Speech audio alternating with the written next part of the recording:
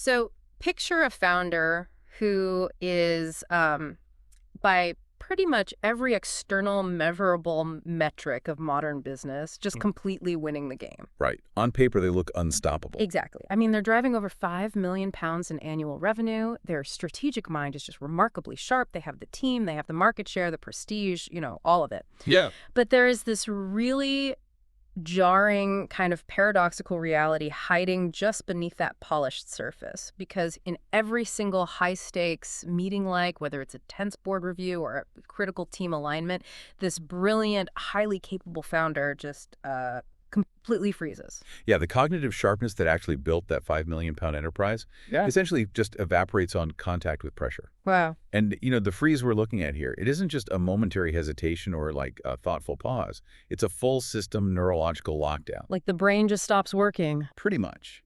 The ability to articulate complex thoughts just vanishes. The body tightens up, and a leader who is otherwise this incredible visionary suddenly can't even formulate a basic defense of their own strategy. That jarring disconnect, that space between external dominance and internal paralysis, that is our starting point for this deep dive. It's a fascinating place to start. It really is, because today we are exploring the hidden emotional and biological costs of living on autopilot. We're digging into the work of Musab Khaldi, who is a leadership coach, and he developed this framework known as the 4 interior empires. Which is incredibly comprehensive. Right. The source material we have covers this massive 12-day neurological reset, but we're going to drop a pretty heavy anchor specifically on day 2 of his framework. Day 2 is really the linchpin. Yeah, we're focusing on what he calls decision architecture and how to literally rewire the brain's response to high-pressure environments. And that focus on day 2 is so critical because this is where the sort of abstract concepts of leadership development, they finally hit the harsh reality of human biology. Exactly. We're examining why a person can be so ruthlessly effective in building an organization, yet find themselves just increasingly disconnected from their own cognitive control. Or disconnected from their families, their physical health, and, the very life that their success was supposed to buy in the first place. Yeah, there is a specific feeling that accompanies this state, and it's a feeling that might resonate deeply with you as you listen to this. Definitely. Imagine you've spent the last 10, 15, maybe even 20 years climbing this sheer cliff face. You have sacrificed a staggering amount to make this climb. Missed family dinners. Right. Missed dinners, chronic sleep deprivation, strained relationships, and it was all justified by the promise of the view from the peak. That elusive view. Yeah. And you finally pull yourself up over the ledge, you plant your flag, you stand up to take in that glorious, life-affirming panorama you've been working toward for decades, and you realize the view is just a solid, impenetrable wall of gray fog. Oh, man, that's a heavy realization.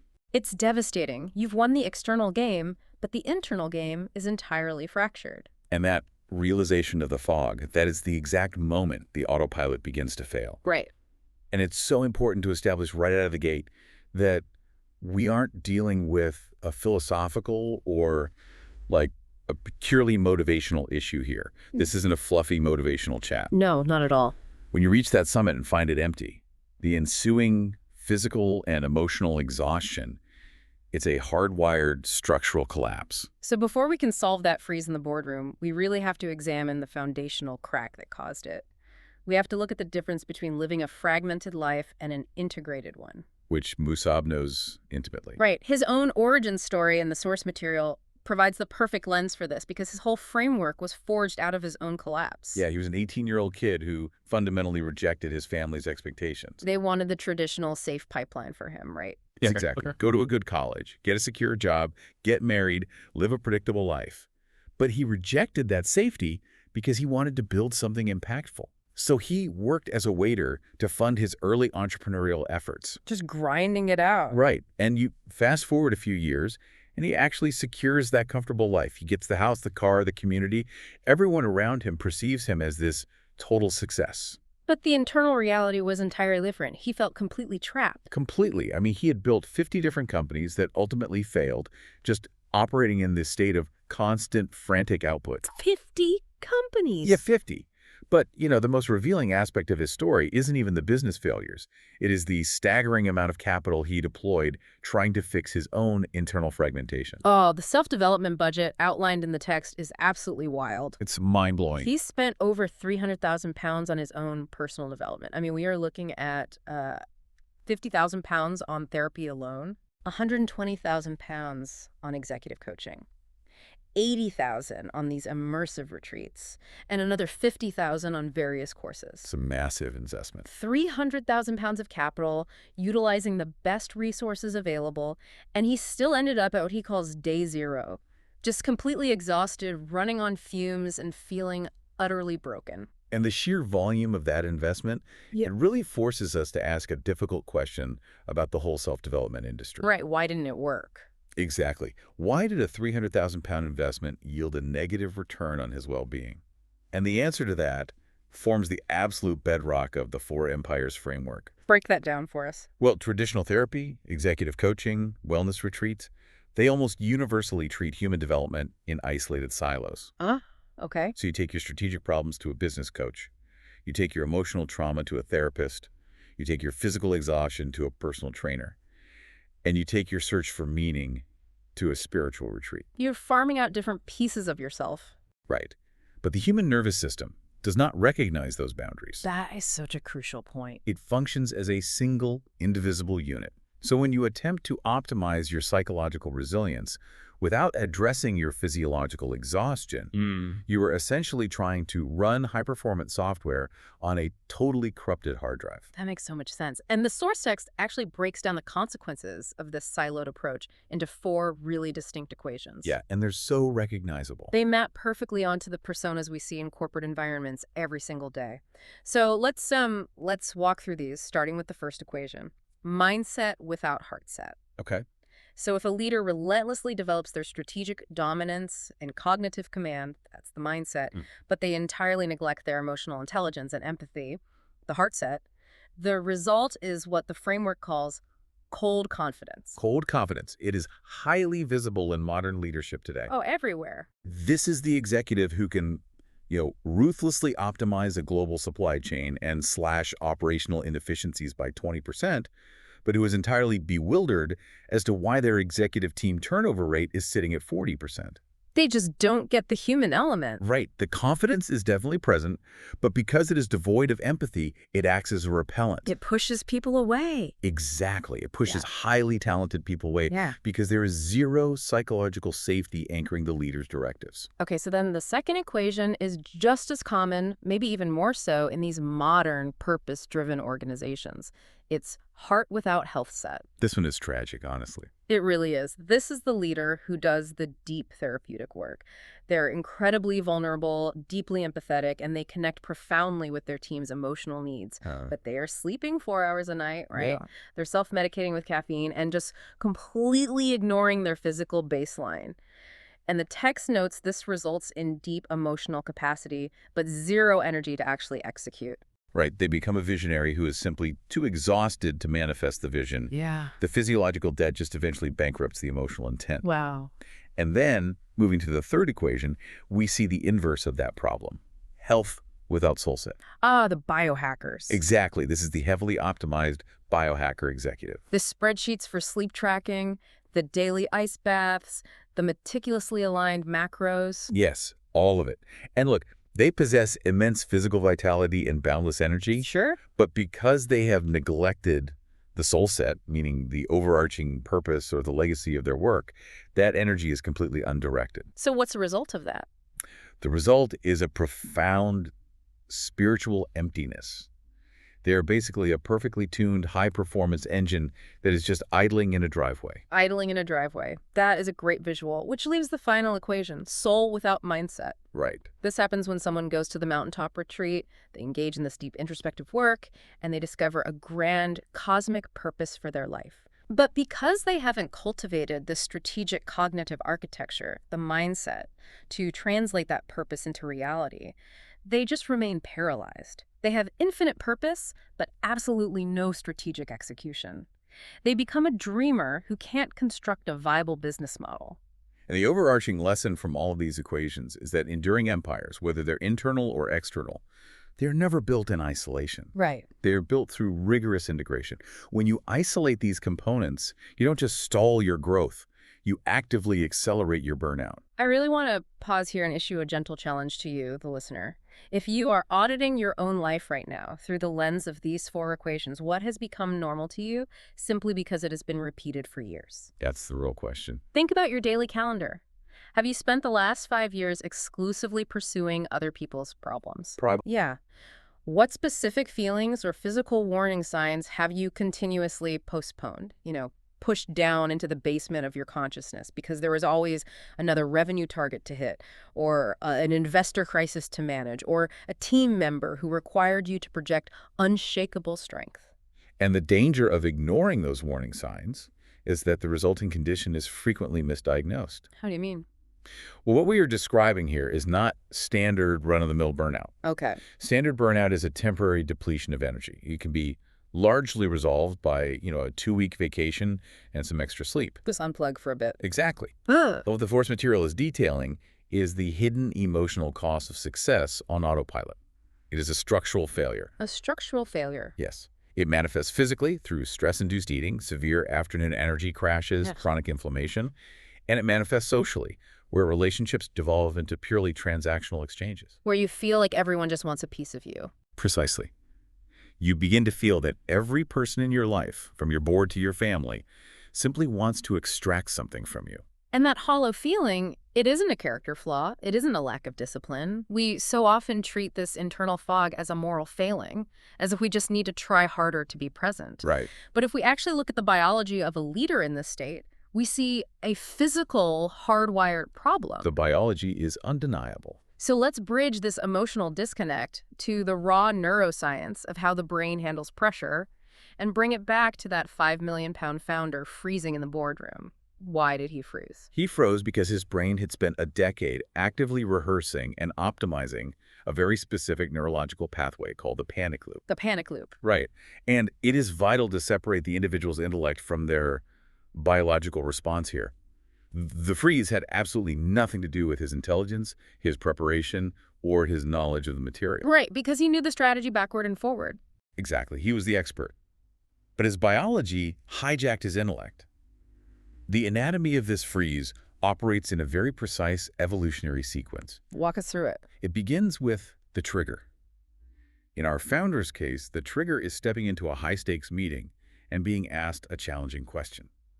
Within milliseconds, before the conscious mind even has time to process the actual words being spoken, the amygdala fires. And the amygdala is that ancient part of the brain, right? Yes, it's the brain's ancient threat detection center. It evolved to keep us alive in environments where, a rustle in the grass meant a predator was approaching. So the amygdala doesn't distinguish between a saber-toothed tiger and like a venture capitalist asking about a missed Q3 target. Exactly. It just registers a threat to survival or social status. The biological alarm bells are identical. So when the amygdala detects this threat, it becomes hypervigilant and initiates a cascade of stress hormones, and this leads directly to the second stage, the freeze. What's happening in the brain during the freeze? The amygdala essentially reroutes power away from the prefrontal cortex. Yeah. Now, the prefrontal cortex is the evolutionary newcomer to the brain. It is the seat of executive function, logic, language formulation, and strategic thinking. All the stuff you need in a board meeting. Exactly. But in a moment of perceived physical threat, the brain decides that complex strategic thinking is a total waste of energy. You just need to survive. So the prefrontal cortex basically goes offline. Wow. And simultaneously, the body's cortisol curves become severely dysregulated. Okay, what does that dysregulation actually feel like in the body? Because we hear the term cortisol thrown around constantly. Right, well, cortisol is a primary stress hormone. In a healthy system, cortisol peaks in the morning to wake you up and gradually tapers off throughout the day. Makes sense. But in a dysregulated system triggered by constant panic loops, cortisol floods the bloodstream inappropriately. Physically, this manifests as a tightened chest, shallow breathing, a racing heart, and a sensation of tunnel vision. The physical symptoms of panic. Yeah. The body is preparing for physical combat or flight, but you are sitting in an ergonomic chair in a glass boardroom. And because you can't fight or flee, you just freeze. Exactly. The words literally cannot be formed because the language center of the brain is essentially unpowered. Right. Then the meeting ends. The perceived threat walks out of the room, and the prefrontal cortex slowly reboots, which leads to the final stages of the loop: regret and shame. The awful aftermath. Yeah, the logic returns, and you sit in your car afterward thinking, why didn't I just say the obvious thing? I look like I don't know my own business. It's a terrible cycle. But, if I'm a listener running a complex organization, I'm used to solving difficult problems. I pride myself on cognitive control. Sure. So I have to ask, if I know this loop is happening, why can't I just use my executive function to intervene? Why can't I just think my way out of the freeze in the moment? Like, why can't I simply tell my amygdala to stand down? It's a fair question, but the answer is speed. The speed of a survival instinct vastly outpaces the speed of conscious logic. Oh, really? Yes, by the time your prefrontal cortex attempts to formulate the thought, hey, I should calm down, the amygdala has already flooded your system with adrenaline and cortisol. Logic is simply too slow to intersect a hardwired survival reflex. So to visualize how this wiring actually works, imagine water flowing down a mountain. Right. Over the last 10 years of running a high-stress business, every time you felt pressure, a small stream of water ran down a specific path. Right. Over time, that water carved a groove into the rock. 10 years later, that groove is no longer a small stream, it is a massive, deep canyon. A superhighway of panic. Exactly. Now, when the pressure hits, the water, the neural electrical signal, it doesn't pause and decide to try a new scenic route. The physics of the brain dictate that the signal will flow down the path of least resistance. It instantly rushes into the deep canyon of panic. And that canyon is the physical reality of neuroplasticity. The axiom in neuroscience is that neurons that fire together wire together. Right. Our founder had inadvertently wired his panic response so deeply that it was his central nervous system's default program. Which brings us to the harsh, yet entirely liberating core principle of day 2 in Musab's framework. You cannot think your way into a new behavior. You can only rehearse your way into one. Okay, so if we have accidentally spent a decade carving a canyon of panic, how do we carve a new canyon of mastery? And honestly, as a busy executive, I certainly don't have another 10 years to wait for a new groove to form. No one does. How do we accelerate that process? Well, according to the source material, we do it by exploiting a massive loophole in the way our brains perceive reality. This is my favorite part of the framework. The mechanism that makes day 2's mental rehearsal so effective relies on one of the most fascinating discoveries in cognitive neuroscience. The brain cannot distinguish between a vividly imagined action and an action performed in physical reality. Okay, I'm going to push back on this a little bit, because when you say vividly imagine your success, it sounds dangerously close to the kind of toxic positivity or manifesting rhetoric that just plagues the self-help industry. I completely understand why you'd say that. It sounds like closing your eyes and just wishing for a good outcome. How is this grounded in hard science? The distinction lies in the physiological response. Manifesting is a passive hope for an external outcome. Mental rehearsal is the active biological firing of internal neural networks. Okay. The source material references seminal research in this area, pointing to studies like those conducted by DeCidi and Grazes in 2006. What did they do? They analyzed the neural correlates of mental rehearsal. They placed subjects in fMRI machines and had them physically perform an action, and then had them vividly imagine performing the exact same action. And the brain scans matched. The biological mirroring was profound. When you vividly imagine a scenario, such as navigating that high-stakes boardroom conversation with absolute calm, the exact same neural networks in the brain activate as if you are physically sitting in the room. That is wild. Furthermore, the motor cortex, the region of the brain responsible for commanding your muscles to move, actually fires electrical signals. Your body is physically preparing to execute the imagined action, even though you remain perfectly still. So the brain is running the software simulation and the hardware is responding. Exactly. The emotional centers, such as the insula and parts of the limbic system, light up in the same patterns. And most importantly, for carving that new canyon, the brain releases the exact same neurotransmitters into your system. Okay, let's ground that concept of neurotransmitters. If I sit in my office alone, I close my eyes, and I vividly imagine feeling total command and confidence during a difficult investor pitch, I am not just having a nice thought. My brain is physically synthesizing and releasing dopamine and serotonin, the chemical cocktail of confidence. Yes. Those neurotransmitters are the biological glue that cements the new neural pathway. Wow. Both the vividly imagined conversation and the real one lay down the physical myelin sheath that insulates the neural circuit. You are actively constructing a new superhighway that bypasses the panic canyon entirely. This makes so much sense. This is why elite Olympic athletes, top-tier neurosurgeons, and concert pianists utilize mental rehearsal rigorously. They're not merely practicing a skill. They are artificially increasing their nervous system's familiarity with a high-stress environment, so that when the real event occurs, the body perceives it as a routine repetition rather than a novel threat. The sources indicate that this specific type of rehearsal can yield a 15 to 25% improvement in performance in just 2 weeks, pulling from data in the Journal of Applied Psychology. It's incredibly effective. So let's translate this theory into a highly practical tool. If I am an executive listening to this, I am stretched impossibly thin. I am managing a board, I have a team relying on me, and my schedule is entirely booked. Yeah. I do not have 2 hours a day to meditate on a mountaintop. How do I actually implement this? The Day 2 Decision Architecture Protocol is engineered specifically for time-starved leaders. It requires exactly 15 minutes, and it is a private practice that fits right into the margins of your existing routine. Okay, let's break down the mechanics of those 15 minutes. The protocol is divided into 3 highly specific steps, followed by a repetition cycle. Step 1 is the visualization phase, which takes about 3 to 5 minutes. Right. You find a quiet space, close your eyes, and you construct today's biggest challenge in your mind. The meeting that is causing a knot in your stomach.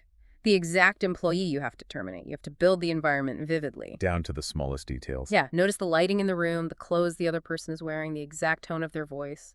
And crucially, you must notice the pressure building in your own body. And the specific instruction from the text during this phase is critical here. Do not judge the feeling. Just observe it. Exactly. If your chest tightens and your heart rate spikes in the simulation, simply observe it. The goal of step 1 is not to fix the anxiety, but to establish the baseline biological reality of the trigger. So we spend 3 to 5 minutes triggering the system to map the problem. Then, step 2 is rehearsing the calm response, allocating 5 to 7 minutes for this. Here, you fundamentally shift your internal camera angle. Right, you zoom out. You move from a first-person perspective to a third-person observer perspective. You imagine you are a camera mounted in the corner of the boardroom, watching yourself sitting at the table facing this massive challenge. But instead of watching yourself freeze, you watch your future self responding with absolute, unbreakable calm. And the details you observe in this third-person view are vital. You must watch the physical markers of downregulation. What does that look like? Notice how your future self is utilizing slow, deliberate speech. When the amygdala is triggered in reality, our pitch tends to rise, and we speak rapidly to escape the danger zone. We just want to get it over with. Exactly.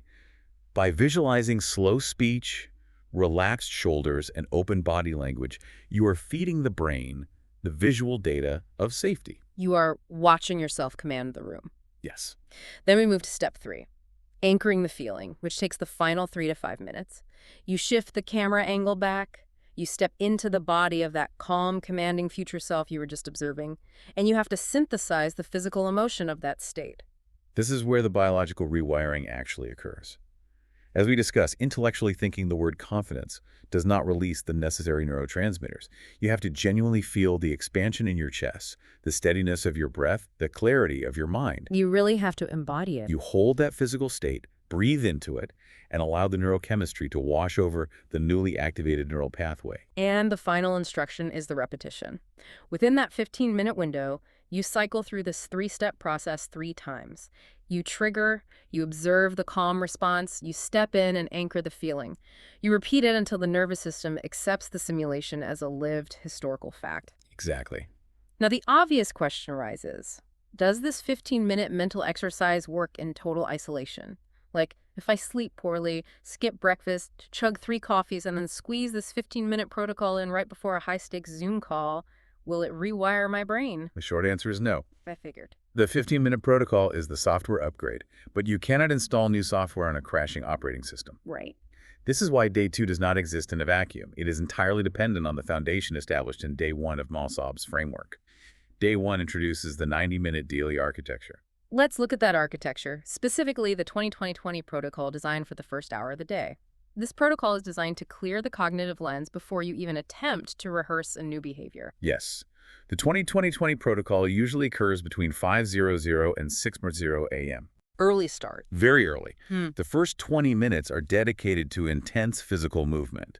This could be a challenging run, high-intensity interval training, or combat sports.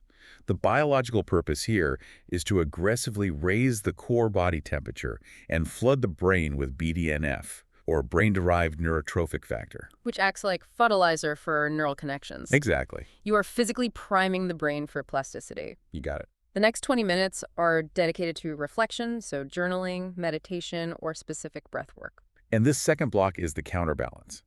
The intense workout pushes the nervous system into a sympathetic fight-or-flight state.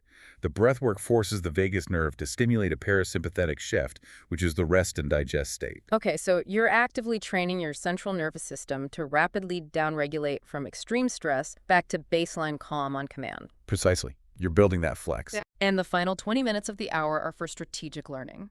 Reading complex material, listening to high-level analysis, you are feeding the newly awakened, newly calmed prefrontal cortex with intentional, high-quality information. So day one manages the baseline cortisol and ensures the prefrontal cortex is firmly online. Day two then utilizes that optimized hardware to run the 15-minute mental rehearsal. And when you integrate these two practices, you create what the text calls the mastery loop. The mastery loop. It's brilliant. Let's look at the data on how this mastery loop actually performs in the real world. What happened to our 5 million pound founder after implementing this? The results are pretty amazing. Yeah, over just 14 days of combining the day one foundation with the day two mental rehearsal, his entire biological response flipped. He stopped entering the panic loop and entered the mastery loop. The sequence of the mastery loop is revelatory, honestly. It begins with the exact same trigger, the difficult question in the high-stakes meeting. But because his brain has mentally rehearsed the scenario dozens of times over the last 2 weeks, the amygdala does not register it as a novel threat. So no freeze. Exactly. Yeah. Therefore, the next step is not panic. It is rehearsed calm. The prefrontal cortex remains fully powered. Right. And because the executive function remains online, rehearsed calm leads to cognitive command. He can actually access his deep knowledge of the business strategy. Command leads to success in the meeting, which provides real-world dopamine that reinforces confidence. It's a virtuous cycle. Yes. The metrics provided in the source material map this transformation brilliantly. At day Degro, before beginning the protocol, his self-reported anxiety entering these meetings was an 8.2 out of 10. Which is debilitating. That is not just nerves, that is visceral system-wide dread. His confidence in his ability to handle the pressure was sitting at a 32 out of 100. But the progression over 2 weeks highlights the speed of neuroplasticity. By week 1, the text simply notes that the dread softens. The sharp edges of the panic begin to dull. Exactly, as the nervous system begins its recalibration. And by week 2, day 14, the data is staggering. The anxiety drops from an 8.2 all the way down to a 2.1 out of 10. Incredible. And confidence spikes from 32 up to an 88 out of 100. The text is very explicit about the mechanism here. It says, by week 2, the body recognizes the pattern and responds with the rehearsed state in actual meetings. He did not acquire new business acumen. He literally rewired the physics of his brain to bypass the freeze. It is a phenomenal demonstration of cognitive control. However, we must zoom out here to view the entire landscape of the 12-day framework. We have to remember the cautionary tale of Wusab's $300,000 investment. Right. Day 2 and the resulting mastery loop represents the building of only one empire, the mindset empire. Ah, okay. So if a leader stops at day 2, they have achieved total cognitive command. They no longer freeze. But if they don't integrate the other 3 empires, they run the risk of developing that cold confidence we discussed earlier. Exactly.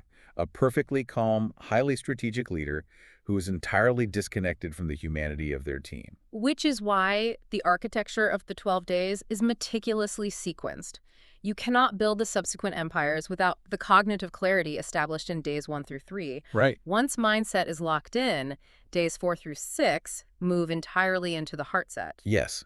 And that sequence is so important. Why must heart set follow mindset? Why can't we start with emotional vulnerability? Because true vulnerability requires immense psychological safety. Yeah. If your brain is still trapped in a panic loop, your natural instinct is to build armor, not remove it. That makes total sense. Right. Once the mindset phase calms the nervous system, the heart set phase focuses on moving from that protective armor to authentic power. It is about learning to combine cognitive command with emotional vulnerability. The data point in the text here is fascinating. When a leader successfully integrates mindset and heart set, The result is a 3.8x spike in team psychological safety. Oh, a huge jump. How is a metric like psychological safety actually quantified in this context? It is generally measured through retention rates of top-tier talent Yeah. and, critically, by the frequency of dissenting opinions voiced in executive meetings. Oh, people actually speaking up. Yes. Yeah.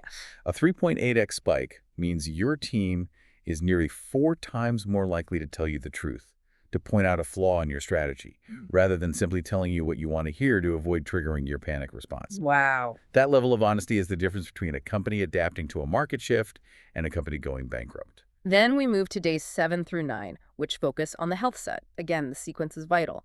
Why wait until day 7 to address physical health? If you attempt to optimize your sleep and recovery while your mind is panicked and your heart is building defensive armor, the chronic stress will just override the physical protocols. You can't outsleep chronic stress. Exactly.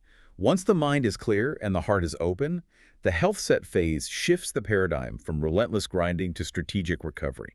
It focuses on evening down-regulation routines, sleep architecture, and deeper nervous system regulation. The source points out that sleep deprivation reduces decision quality by over 40%. 40%. A sharp mind and an open heart will inevitably collapse if they are housed in a biologically depleted body. So true. Finally, days 10 through 12 focus on the soul set. This is the transition from ego-driven success to meaning-driven impact. The text mentions a practice called the mortality meditation. Yeah, the mortality meditation is a profound tool used to clarify legacy. When you are physically vital, emotionally connected, and cognitively clear, you are finally equipped to ask the heaviest question: what is the actual purpose of the influence and capital I am accumulating? And when you integrate all four, mindset, heart set, health set, and soul set, you dismantle the autopilot entirely. You transition from a fragmented performer to a unified, energized system. We have covered a vast terrain in this deep dive. We've examined the hidden structural costs of living on autopilot. We've broken down the biology of the panic loop and the evolutionary mechanisms that cause the freeze. A lot of ground. We've explored the literal rewiring of the brain through the 15-minute decision architecture protocol, and we've mapped out the necessity of integrating all four interior empires to achieve sustainable, meaningful leadership. Yeah, the whole picture. But as we conclude, I want to bring this entirely back to you, the listener. We've unpacked the science of day 2. Now, think about your actual calendar for tomorrow. What is the conversation you have been actively avoiding? That's a great question. Which upcoming meeting causes a subtle tightening in your chest just thinking about it? Ask yourself, how would your rehearsed, fully integrated future self handle that exact moment? What would your posture communicate? What would the pacing of your voice sound like? The impulse right now, especially for high achievers, might be to aggressively attack this framework, to try and force all four empires into alignment by tomorrow morning. Please don't do that. Doing so is the fastest read back into the very overwhelm and fragmentation we are trying to escape. Do not attempt to force the mastery loop today. Our final invitation to you is far simpler and perhaps more challenging in its stillness. We simply invite you to notice. Just observe your autopilot over the next 24 hours. Notice the deep neurological canyon your brain defaults to when a crisis inevitably hits or when an investor sends a demanding email. Notice what physical sensations you immediately push away, or what difficult emotions you delay, simply because you tell yourself the narrative that you are too busy to process them. Because the biological reality is this: before you can rehearse a new reality, before you can lay down the neural pathways for a new superhighway of mastery, you first need to quietly, honestly, and without judgment, witness your current one. You have to stand at the summit, look at the fog, and simply acknowledge that it's there. Only from that place of honest observation can the real work of integration begin. So find a moment today. Step away from the inbox, find a quiet space, and just notice the architecture of your current decision. That awareness is where the transformation actually starts. Until next time.